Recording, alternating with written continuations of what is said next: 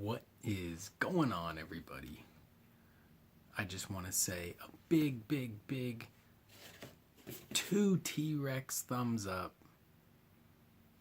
Thank you to all the subscribers and viewers, everybody that interacts with me in the comments section, over on the Instagram page, and just about everything else, right? We used to do some art critiques via email. I'm still willing to do that, although I haven't been promoting it as much because I'm trying to actually paint a lot more.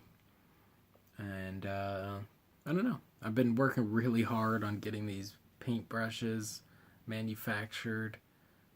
So hopefully we'll have some final samples for them soon, possibly in a month or less. And that should mean you'll be able to get them on Kickstarter soon. So that's awesome. I want to know what you guys are thankful for in the hobby, or just anything in general, but I like to keep things kind of hobby or art related, just for maybe some value for other people looking in on the channel and reading.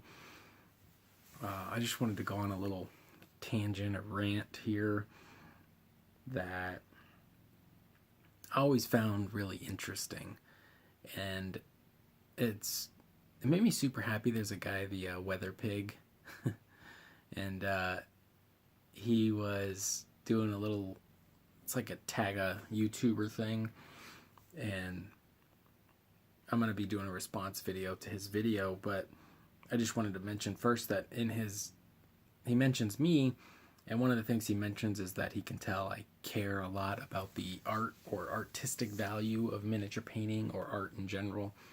And I just thought that was super interesting, and kind of warmed my heart a little bit, because I do. So I'm glad that's coming through, even if it's just one person. We're almost at like 500 subscribers, which is super cool. One of my videos, I think about the Thousand Suns, has like almost 2,000 views. So that's also very cool. I don't know what I was expecting with all this, so I'm super thankful that my rants are entertaining somewhat to people. So I might have even mentioned this before, but I can't ever not mention it over and over again in my life. And this is going to go back to how the Weather Pig was mentioning that I come across as somebody that values art. And one thing I find very interesting is if you take like 100 or 1 or 1,000,000 children and give them crayons, or give them a little watercolor, Crayola water, that little watercolor tray with the one brush and the little watercolor palette, they all will paint and draw. They'll draw on their walls. They'll draw on their brothers and sisters. They'll draw on the floor. They'll draw on paper. They'll paint on paper. They will do it. And it is, to me, I feel like if you give them all a basketball, they don't all dribble, right? Most of them won't dribble at all because they're too young. But a small child will color or draw, and that is just facts. I just think there's something about holding something and moving your hand on something and leaving a mark, which is incredible. And it's deep rooted into the evolution of humans. And this is deeper, farther back than spoken words and language. This is probably connected to humans' ability to read each other's emotions through looks alone. Some people might call it energy or vibes or whatever, but the prehistoric man would have had to communicate fast and accurately, and this was long before language, because we are a social animal, so we communicated with visual cues. And I think that helps reinforce our desire to create things like art, because of how much our evolutionary selves value visual things. Now, that might be a little far-fetched to some, but I just feel like if you have a nephew or a child or neighborhood kids, little kids, give them some art supplies. They will use them. Now what happens, and this is the sad, sad part, and it's poison. What happens, and this must also be evolution, but in school, so let's say you're 5 years old, 3 years old, 4, 2, 3, 4, 5. You paint, you draw, you color, you love it, right? You love it. Now when you're 5 and you're in kindergarten or 6, first grade, second grade, third grade, the collective decides these people are good and these people are not. Now this happens early on. It could be your parents, which is unfortunate, or people you care about or love. And I'm talking when you're little. Somebody that you respect, you fear, you love, whatever.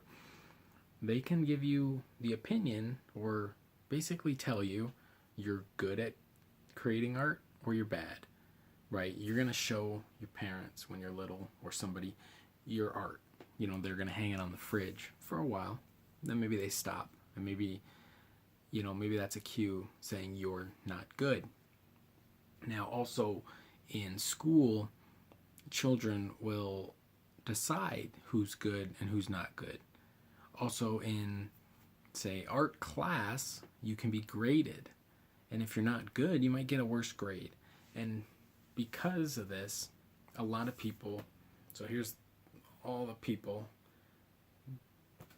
and a lot of them fall out, right? And there's only a couple left, right? There's all them, and then now there's them.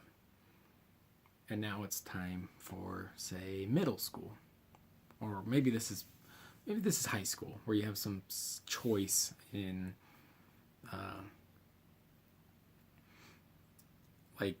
what are they called? Not extracurricular activities, but wow, I don't even know words. I love visual things so much I don't even know words. But you kind of pick your classes, your little extra classes like music, art, ROTC, fire science, whatever, mechanics, wood shop, that kind of stuff. So now you got these people. Now these are the 2 or the 4 people, right, that from all these elementary schools around that went to the high school. Now they're going to decide who's good and who's not good, and people are going to get discouraged. And there's a beauty to social media that if you look up your fellow art students from, say, high school, the ones that weren't good but have still been doing it since then are way better than probably you or the person who you thought was good. Because at this point, people who are determined and they know they're good and they're, maybe they get enough support, they're going to keep going. Now, some of the people who are always told they're good, they might also be facing, and this is, I guess, for anybody, they could be facing a parent or love guardian, whatever, somebody they respect, fear, hate, whatever, telling them that art is not a career. Now, this definitely happened to me, and all I wanted to do was be an artist, right? A painter, an oil painter specifically. And that is a problem for continuing on. So at this point, a lot of people have been weeded out because they were told they weren't the good ones at doing it. So they decided to find something else they're good at. And I'm not saying every single person in the world has to create art, but I am saying every single child in the world wants to create art. And there should be maybe a little more motivation or support for it. Now in high school, some of these people who were really good, which is not me, there was a few in my, say, high school art classes that were very good. They went on to do nothing art related at all. Not in my class. There's some others that I think one other that became a really good tattoo artist. So for him specifically, it did work out, right? He made it from loving to draw when he was little all the way up to tattooing and drawing and painting, and So he's basically been a full-time artist probably his whole life. I don't know what kind of jobs he had. I'm not really close with that person. But for some other people who were very good, their parents told them, well, when you go to college, you gotta get a business degree. You gotta, become an architect, this and that, right? And then more of them drop out. Now, if you weren't that good, but you loved it, say that was me, probably not that good, but loved it more than anything.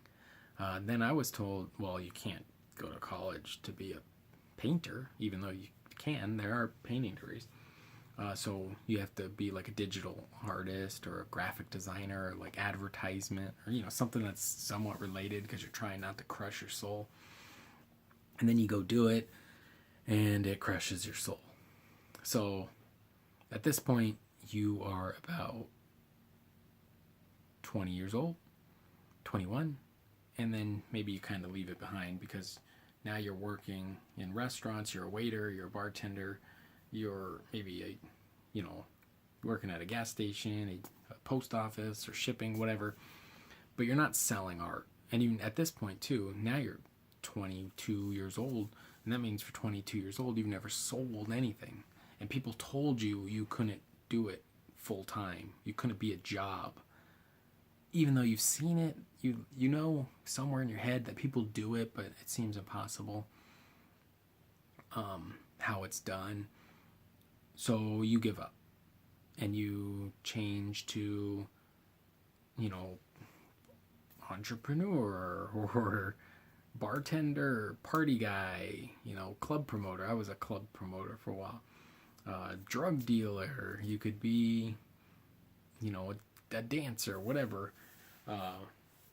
Or just like work a job. Get a job at a grocery store, work your way up to management. Get a job at a restaurant, work your way up. All these different things. But there's so many times in your journey to being continuously in love with creating art that something can stop you. And this is where I really, really love miniature painting, because this is considered a hobby, painting these miniatures. And it's fairly a cheap hobby. I mean, this thing is $15. A lot of canvases you can get for like $1 or whatever. But there's something about working on this painting. Well, when you work on this, at the very least, you have a poorly painted T-Rex, right? I got a T-Rex. I could paint him at any skill level, and I still have this T-Rex. He's a physical thing. If I had a canvas, I have to be able to draw and imagine the T-Rex or copy the T-Rex from, say, a photo. Not a lot of photos available of T-Rexes. Or copy somebody's art of a T-Rex on my canvas. And that's like another obstacle for the casual, say, artist or painter. Now, when they have this, they can spend a couple hours a night for a couple years, an hour a night for 5 years, and they're going to be pretty good at the end of that. And they're not even going to be doing it because they're training to be an artist. They're going to be doing it because they're just a hobby and they find it very peaceful. And a lot of these people might have been people that were stopped from doing art when they were younger for whatever reason. Now, I find that to be very exciting. The people, and there's a lot of really high level competition painters too that clearly would be very, very good at 2D art as well, but there's still something about the tangible miniature. They hold way, way less value. These are way, way less valuable than a nice oil painting, or a big acrylic painting or whatever. And I'm not talking about when modern art killed art. I'm talking about high level, Renaissance or high realism good art. So it's just exciting to me that the kids that loved art, that were told they weren't the good ones, and maybe they stuck on, and then they were told that they couldn't do it full time, and then life told them, well, you've never done it, so you shouldn't be doing it now. They somehow, I feel, this is just, I just feel this. I don't know if it's true. I feel some of them find their way to miniature painting. And to me, I'm very thankful for that because I've always wanted to be a painter. I've sold more painted miniatures than I've ever even attempted to sell 2D art. I don't know if I have. Oh. Sorry, I thought I had a picture right over here of a 2D painting that I did a while back. But anyway, it just, I hold a lot of value in this.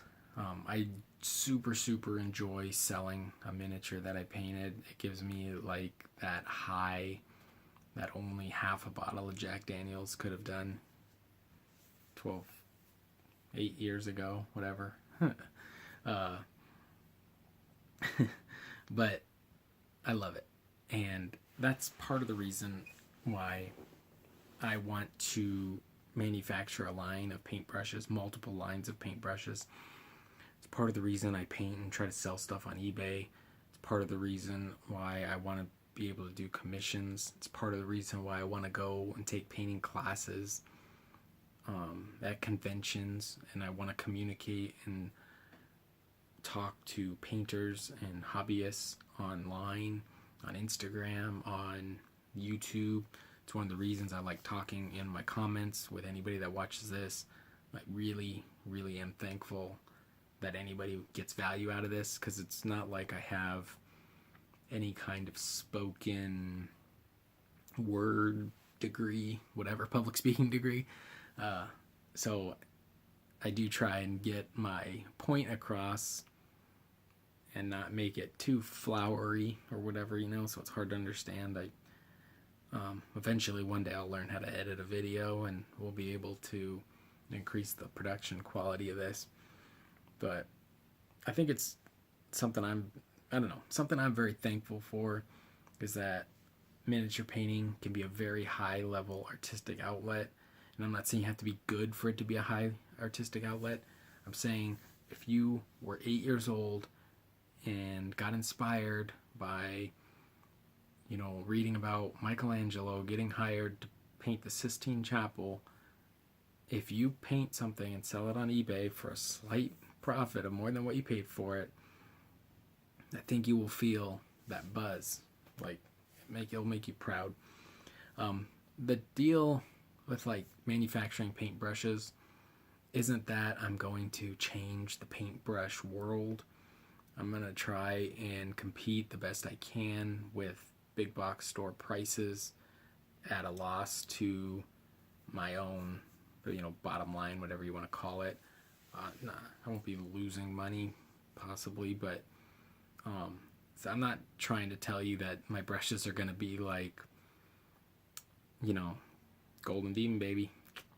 Pick up some of these bad boys for $25 a pop and you are gonna win. No, I'm gonna try and price them real low, make them affordable to what I can, do. But I do want to do it full time, and not just that, but a mix of what I'm doing, painting, eBay, selling paintbrushes. And I'm trying to reshape my life from partying, and that's about it. That's all I did for 8 years or something. I don't know, a really long time. I'm trying to redesign and shape my life to basically everything I do day to day being somewhat art and hobby related, including YouTube, eBay, paintbrush manufacturing, products, painting models, commissions, everything, right? I'm trying to reshape my day-to-day life to include more of that, so hopefully I don't have to do go work for a company I'm not really passionate about. And that's basically my ultimate goal. So if you have any kind of response to this, Maybe some of you, I think the majority of people really just, it is a hobby they enjoy and they do their normal life and then they do their hobby, and that's fine.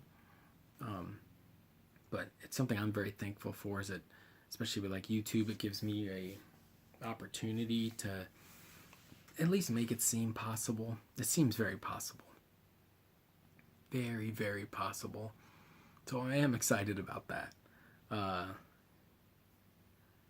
And I don't think that would have been the case, because like when I was in high school, there was no YouTube.